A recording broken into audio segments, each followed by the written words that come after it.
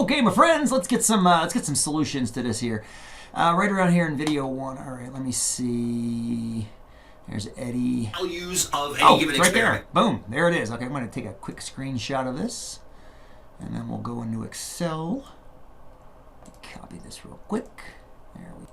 All right, stick it over here so I can look at it. Okay, so we got goals. And what I'm going to do here is I'm going to set up a generic kind of distribution table with the commands we need.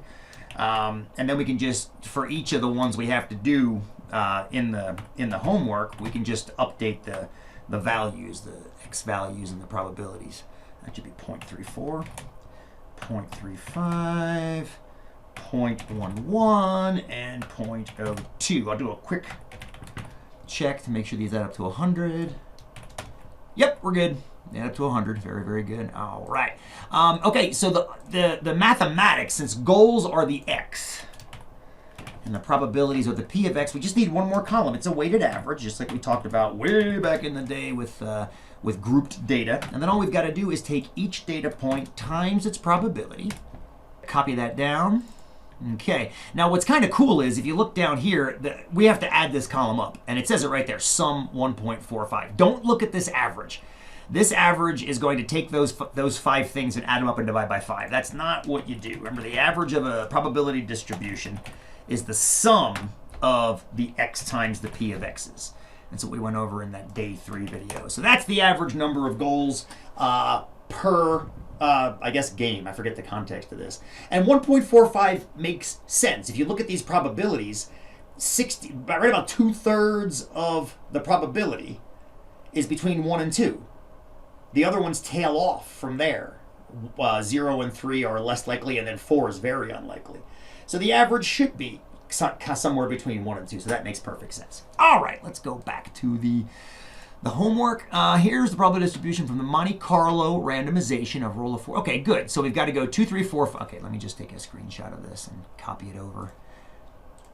That's what's kind of nice about using Excel. You can just wander over here and drop an image in and work off of that. So this is going to be rolls, not goals, or frolls. All right, and it's going to go 2, 3, 4, and 5, not 32. Holy hell, fat thumbs.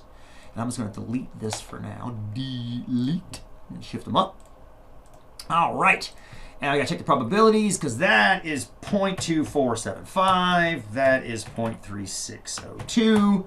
This is 0.294. And this one is 0.0982. And they sum to just about 100. We're off by a rounding error at that point. Average is about 3 1/4. All right, and that's pretty darn close. I'm going by memory here. It was maybe 3.4 or something like that. That's pretty darned close to what the theoretical average was from the videos. All right, all right.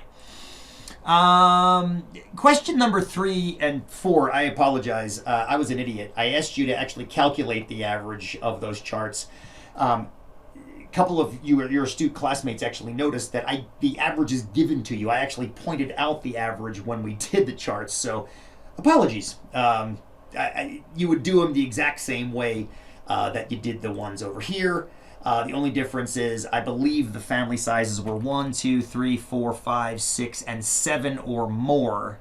And what I asked you to really think about was what would you do with the 7 or more? A couple people that actually said they just did the average for 7. They ignored the or more part and then said whatever the average they got would be a little bit higher because of the 8s, 9s, 10s, and above, which I thought was pretty slick. And last but not least, the significantly, this is again, whatever you decided to put for 4 was great. Craps, roulette, and slot machines versus poker, blackjack. And the big difference is, and most of you caught this, poker and blackjack are played with cards. And every time you take a card out of a deck, it changes the composition of what's left in the deck. Every time you roll a die, it's exactly the same probability no matter how many times you roll the dice. But every time you pull a card out of a deck, it changes the probabilities of whatever's left. If you, for example, pull out a diamond on the first draw, that means the chance of diamonds on the next draw went down, and the chance of anything else on the next draw just went up. So it's really definitely dependent versus independent. Craps, roulette, and slot machines are independent probabilities, and cards are dependent. Meaning, we can't really make a random variable distribution for poker nor blackjack because there's skill involved. If you can card count, that's how people make money on poker. You never see the World Series of craps or the World Series of roulette because you can't beat those games. Not in the long run, anyway. All right, hope that helped.